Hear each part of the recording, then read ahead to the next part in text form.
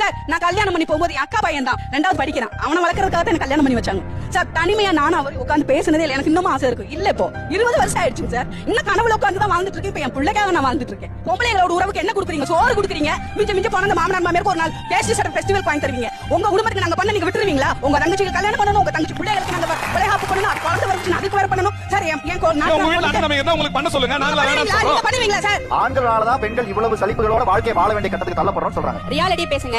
மாமனார் மாமியார மதிக்கிறீங்கங்கறீங்க. மதிக்கிறவங்களுக்கு நான் தலை வணங்குறேன். எத்தனை பேர் மாமனார் மாமியார் போட்டோ வீட்ல வச்சிருக்கீங்க?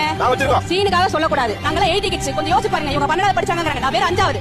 எவ்வளவு கனவோட எவ்வளவு நனவோட ஒருத்தர் கல்யாணம் பண்ணிருப்போம். ஒரு பூ வாங்குறதுக்கு அவங்க கேட்கணும். அப்புறம் அவன் என்ன சாரிங்க, அவன் எதுக்கு எங்களுக்கு ஆம்பளையா? எத்தனை பேர் பொண்டாட்டிக்கு சொல்லாம ஒரு நாள் பூ வாங்கி கொடுத்துப்பாங்க? சொல்லுங்க பாப்போம். இதுதான் பிடிக்கும் பொம்பளைக்கு. யாராவது ஒருத்தர் சொல்லுங்க என் பொண்டாட்டிக்கு இது பிடிக்கும்னு. தெரியாது. ஏன்னா நாங்க சகிப்பு தன்மையோட வாழ்றதுனால தான் நீங்க இன்னைக்கு கோட்டு சூட்டு போட்டுட்டு உட்கார்ந்துருக்கீங்க. நாங்க சகிப்பு தன்மை இல்லைன்னா நீங்க சட்டை கழிச்சு திரியணும், நாங்க ஜம்முன்னு இருப்போம்.